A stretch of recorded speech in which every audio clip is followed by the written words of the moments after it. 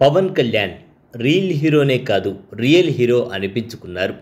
విజయం కోసం లక్ష్యం దిశగా పయనిస్తే ఖచ్చితంగా విజయలక్ష్మి దరిచేరుతుందని నిరూపించారు. ఆంధ్రప్రదేశ్లో కూటమి ప్రభుత్వం అధికారంలోకి రావడానికి బలమైన కారణమయ్యారు. సాక్షాత్తు ప్రధానమంత్రి పవన్ ఒక తుఫాన్ అని వ్యాఖ్యానిస్తే పవన్కు ఎంత గుర్తింపు ఉందో అర్థమవుతుంది. అలాగే పవన్కు ప్రత్యేక గుర్తింపు ఇస్తారని చంద్రబాబు చెప్పుకొస్తున్నారు.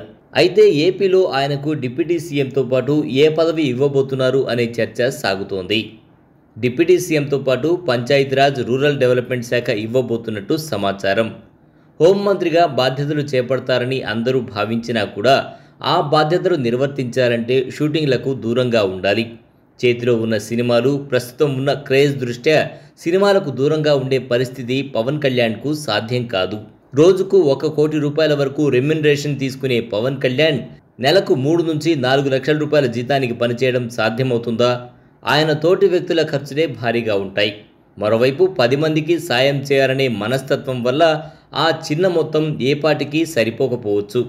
నాకు వచ్చే కోటి కంటే కోట్లాది మంది ప్రజల జీవితాలే ముఖ్యమని ఆయన రాజకీయాలకొచ్చారు. ఈ విషయం గురించి ఆలోచించి పంచాయతీరాజ్ రూరల్ డెవలప్మెంట్ శాఖ తీసుకుంటారని అందరూ భావిస్తున్నారు. మరోవైపు లోకేష్ కూడా రెడ్ బుక్ లెక్కలు తేలుస్తానంటూ పదే పదే చెబుతున్నారు. రెడ్ బుక్ లెక్కలు తేల్చాలంటే ఖచ్చితంగా ఆయన చేతిలో హోంశాఖ ఉండాలి. గత ప్రభుత్వంలో తెలుగుదేశం పార్టీ కార్యకర్తలకే ఎక్కువ అన్యాయం జరిగిందని లోకేష్ భావన. ఈ విషయం గురించి ఆలోచించి లోకేష్కు హోంశాఖ, పవన్ కళ్యాణ్కు పంచాయతీరాజ్ రూరల్ డెవలప్మెంట్ శాఖ ఇస్తారని భావిస్తున్నారు. మరి టీడీపీ అధినేత మదిలో ఏముందో, ఏ నిర్ణయం తీసుకుంటారో వేచి చూడాలి.